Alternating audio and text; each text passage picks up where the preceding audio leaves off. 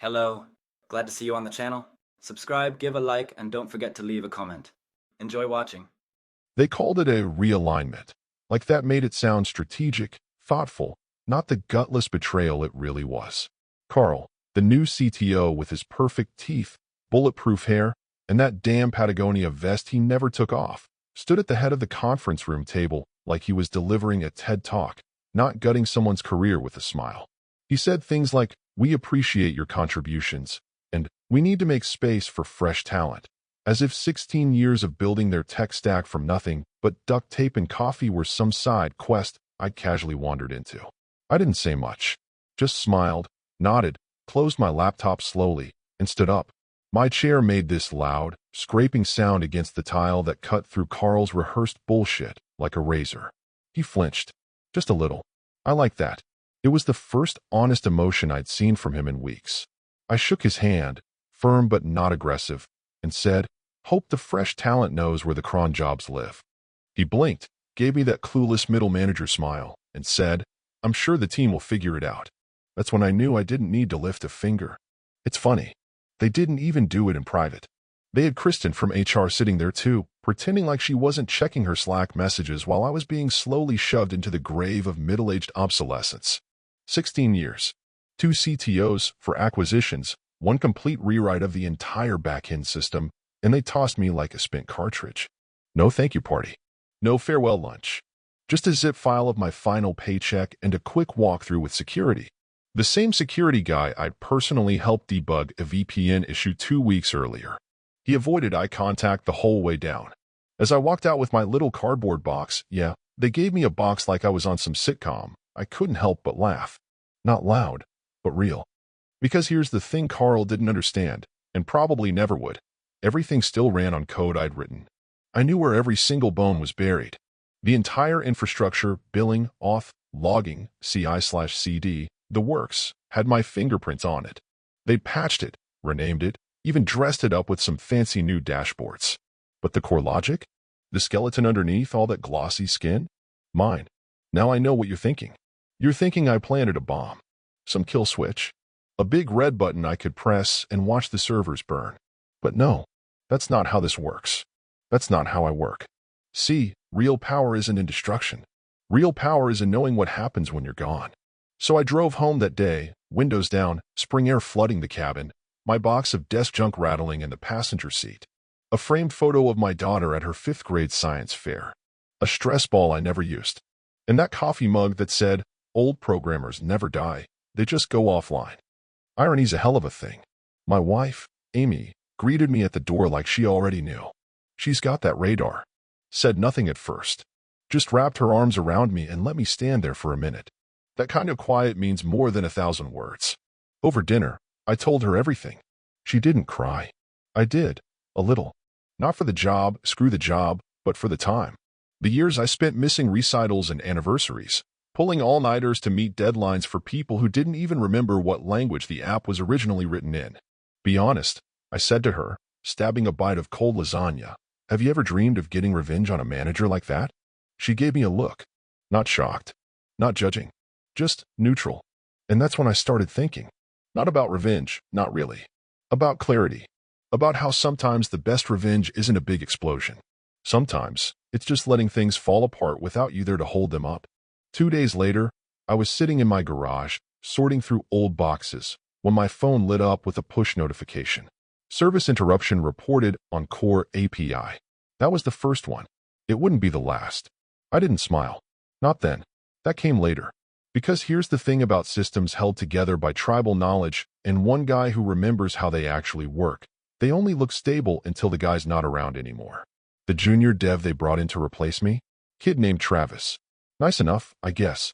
Got a shiny CS degree, loves microservices, talks about containers like their religion.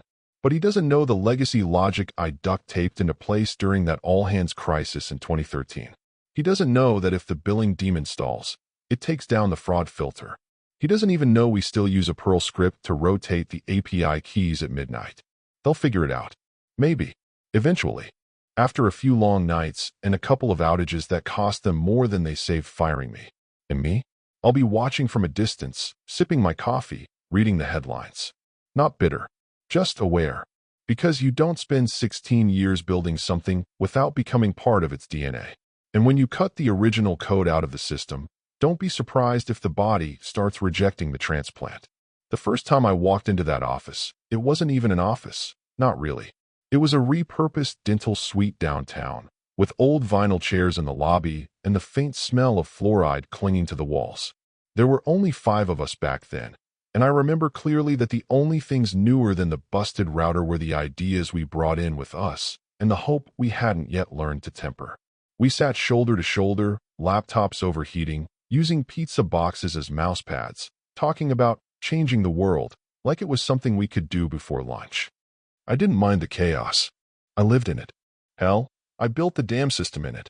The original backend was written during a series of 3 a.m. caffeine-fueled marathons while the others, including our now CEO Dave, brainstormed revenue models and product market fit in the next room over. They'd shout out feature ideas, and I'd tell them what was actually possible, or at least what I could kludge together before launch day. I built that first database schema on a napkin, and I'm not exaggerating. I found it years later, stained with soy sauce, still taped to the inside of my filing cabinet. Back then, I was the guy who knew everything, because I had to. No support team, no sysadmin, no QA department. If the system coughed, I gave it CPR. If a feature broke, I rewrote it from scratch in the middle of the night. Nobody questioned whether I was aligned with the culture. I was the culture, right down to the duct tape and late-night burritos. But the company didn't stay hungry forever. When the money started rolling in seed round, then Series A, then a Series B so bloated we couldn't believe it, the tone shifted. Suddenly, we had recruiters sniffing around, and meetings about company vision, and consultants telling us what kind of chairs improve developer productivity. By the time we moved into the new glass and steel downtown high-rise with kombucha on tap and an HR department that used words like employee experience, I knew the storm was coming. The hires changed, too. Instead of grinders, we got groomers, folks more interested in LinkedIn optimization than actually solving production issues. One of the worst offenders was Ben, the VP of engineering who came from some FAANG company and talked like every sentence was a TED Talk title. He was the kind of guy who used phrases like horizontal ideation pipeline and value velocity, but couldn't write a shell script without Googling it. He once tried to redesign our deployment pipeline using a whiteboard and a bunch of buzzwords he clearly didn't understand. I stayed quiet, because what was the point? By then, being right didn't matter as much as sounding confident in a blazer. And then there was Carl. Fresh from a fintech acquisition and already smelling like stock options, he walked in the door as our new CTO wearing that smug little startup uniform, tech vest, designer jeans, and a $200 haircut meant to look casual. He gave me that first handshake where he squeezed too hard, like he was measuring me. I should have known right then. Carl didn't like that I didn't care about optics. I wasn't flashy. I didn't sell my work with slide decks or jargon. I just made sure things didn't break. Which, ironically, is the reason everything worked for so long. But the way he saw it, I was legacy. Not just my code, me. He started cutting me out of strategy meetings. Had one of the junior PMs rewrite my status reports because they were too technical for the board. I'd see my work presented in all-hands meetings without my name anywhere near it. Once, I built a data migration tool overnight that saved us from losing 6 months of customer analytics after a failed vendor integration. Carl demoed it at a town hall the next day and called it a team effort. I was the team. Just me. Alone. At 2 in the goddamn morning. But I let it slide. Because I still believed the work would speak for itself. Spoiler alert, it didn't. Fast forward to 2 days after they walked me out like I was carrying a live grenade. I'm sitting at home, halfway through organizing the garage, because what else do you do after losing 16 years of identity? And I get a ping from an old colleague. Hey, did you see? Login service is down. Big outage. I smile, but only a little. Then a second message. Then 3 more. By the end of the day, it's on Twitter. Customers can't log in. Support queues exploding. Investors asking questions. And somewhere in that air-conditioned high-rise, I imagine Carl standing in front of that massive dashboard wall they were so proud of, watching everything go red. I knew exactly what had happened. The new team probably tried to update the auth system without realizing how many dependencies were buried in my old configuration logic. Not because I made it hard on purpose, but because I built it fast, when fast was the only option. And I was the only one who ever really understood how it all hooked together. I didn't gloat. Not really. Okay, maybe a little. But mostly, I felt this weird, hollow ache in my chest. Like watching your kid crash the car you taught them to drive. I didn't want the system to fail. I loved that system. Given it my weekends, my nights, my holidays. I just wanted someone, anyone, to remember who built it in the first place. Turns out, they didn't. Or maybe they just chose to forget. Carl didn't waste time pointing fingers, and as expected, none of those fingers ever came close to pointing at himself. No, the blame went exactly where he needed it to go, in the direction of legacy infrastructure, which is corporate speak for anything you don't understand but desperately wish you did. In the company-wide Slack, someone leaked a screenshot of his message to the engineering org. We're aware of the login issue. It's tied to outdated architecture we're in the process of modernizing. Outdated architecture. That phrase rang in my ears for hours like a bad jingle from a radio commercial you can't unhear. Meanwhile, their junior team, bless their idealistic little hearts, was in full-blown panic mode. Travis, the guy they hired to replace me, was on Stack Overflow asking questions that would have gotten laughed out of our dev chat 3 years ago. Things like, what's the best way to handle an API key rotation system in a hybrid architecture with both cloud-native and on-prem components? Which, in plain English, meant he had no idea what he was looking at, and even less idea how to untangle it. There were threads upon threads of internal discussion about my old scripts, most of them wildly misinformed. I almost chimed in from a burner account just to steer them in the right direction, but that would have been merciful, and I wasn't feeling particularly charitable. What Carl didn't know, and what Travis couldn't have guessed, was that the system was never fragile in the traditional sense. I didn't leave behind some convoluted mess of spaghetti code. It wasn't a house of cards. It was a cathedral of compromises, a living thing grown over years of necessity, late nights, and 1,000 just-ship-it moments stacked on top of one another. It ran, not because it was perfect, but because I knew exactly how to bend it without breaking it. And now they were breaking it. I had alerts set up through a third-party uptime monitoring service, one of those free-tier tools I'd connected to our staging environment back in the early days and never quite got around to removing. It still pinged me whenever a key service endpoint went dark. And over the course of 72 hours, my inbox lit up like Christmas morning. Auth service down. Retry logic looping. Payment queue backed up. Logging endpoint unresponsive. They were falling apart, one system at a time, and they didn't even understand why. The irony is, I could have fixed it. 1 hour, maybe 2. A couple tweaks to a bash script, a manual nudge to the Kafka queue, a hard restart on an old daemon that had a memory leak we never bothered to patch because I wrote a workaround in cron jobs. Nothing malicious, just neglected. And only I knew where the band-aids were. They thought my knowledge was replaceable. Hell, Carl made a point of saying no one's irreplaceable in my exit interview, as if that kind of arrogance ever aged well. Then I got the email. It came from Kristen, the same HR rep who sat silently in the room while Carl handed me my walking papers like I was being escorted out of a burning building instead of kicked to the curb. Her subject line read, "Quick check-in. Urgent support needed." I let it sit unread for a full day. Then 2. When I finally opened it, it was exactly what I expected, thinly veiled desperation wrapped in corporate politeness. "Hi there. We were wondering if you might be open to a short-term consulting engagement to assist with a few urgent technical challenges. Please let us know if you're available for a quick chat." No mention of the outage. No acknowledgement of the mistake. Just a smiley little olive branch extended from the same hand that held the knife 2 weeks ago. I didn't reply.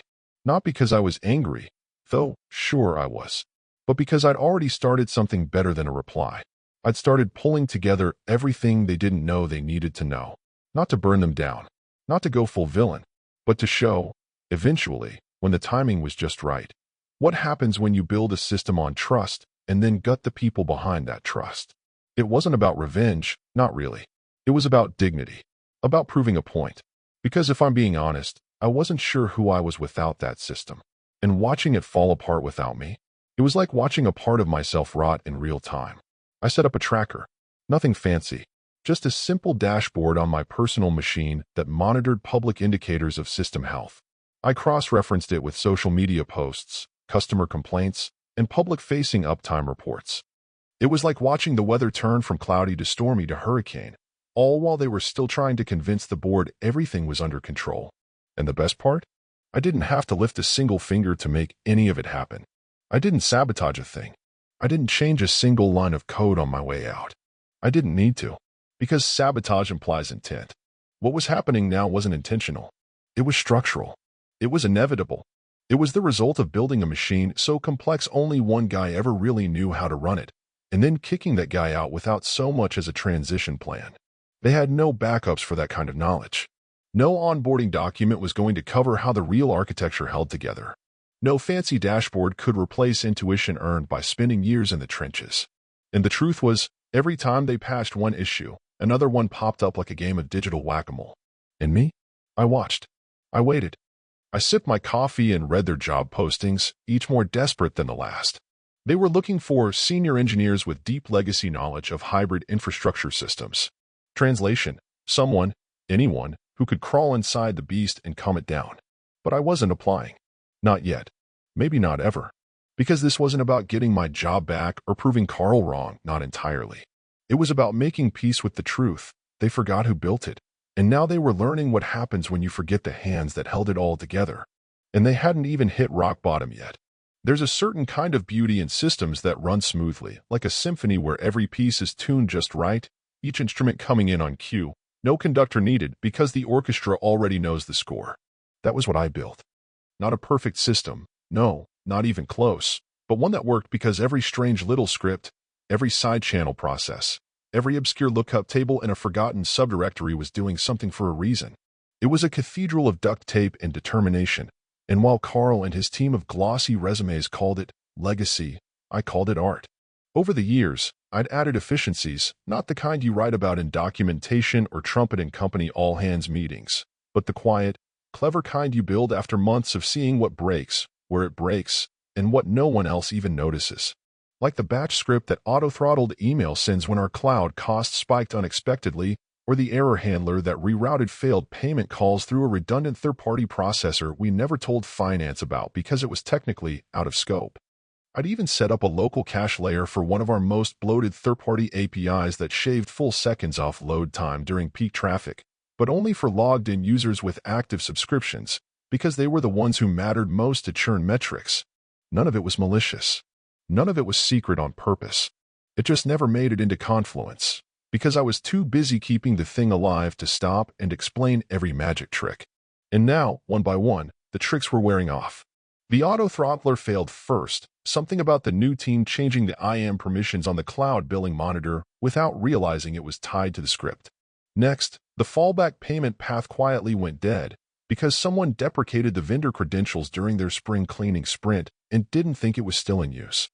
Then, the cache layer began spitting out stale data, which caused a cascade of customer complaints about ghost subscriptions, where users were getting billed but locked out of premium content. I watched it all unfold through third-party analytics dashboards I'd signed up for years ago using my personal email and never bothered to cancel. In fact, I was still getting weekly digests from 3 different monitoring platforms because, ironically, no one had removed my access. Revenue dropped 8% in 1 week. Not a full-on collapse, but enough to raise eyebrows. The investor Slack leaked, some message about concerning velocity issues and instability at the core of the stack. That last one made me laugh. Instability at the core? No, the core was fine. The handlers were the problem. You don't remove the foundation and then wonder why the walls are cracking. And then came the GitHub panic. Travis, poor, well-meaning Travis, pushed a hotfix that took down the staging environment, then rolled it into production because he thought the staging was stuck, not broken. You could practically smell the panic through the commit messages. Attempt fix, quick patch, hotfix for hotfix. And finally, revert all. That one got picked up by a couple of tech bloggers who like to sniff around trendy startups for signs of drama. One even posted a screenshot with a caption that read, "When your dev team is bleeding and no one knows why." The company logo was blurred, but not enough to stop anyone familiar with our UI from connecting the dots. Around that time, I sent the journalist a tip. Nothing scandalous, just a polite nudge, an anonymous email with a subject line that read, "You should take a look at how Redacted handles their infrastructure scaling during Q2 traffic spikes." I attached a graph I'd quietly compiled from public API data showing the increased response times, and a snippet from a recent job post looking for someone to reverse engineer undocumented backend dependencies. No accusations. No rants. Just breadcrumbs. That was the whole game now, breadcrumbs. I didn't need to sabotage anything because the system was already set to collapse under its own weight. My part was just helping the story reach the right ears. Every time they tried to modernize something, they touched a part of the system that looked simple on the surface but was, in reality, delicately balanced by something else they didn't even know existed. It wasn't sabotage. It was gravity. And no one was teaching physics anymore. Internally, I imagined the meetings growing longer and more tense. Carl pacing in front of the glass boardroom wall, sleeves rolled up, asking in that fake casual voice, "What's our time to resolution on the auth bugs?"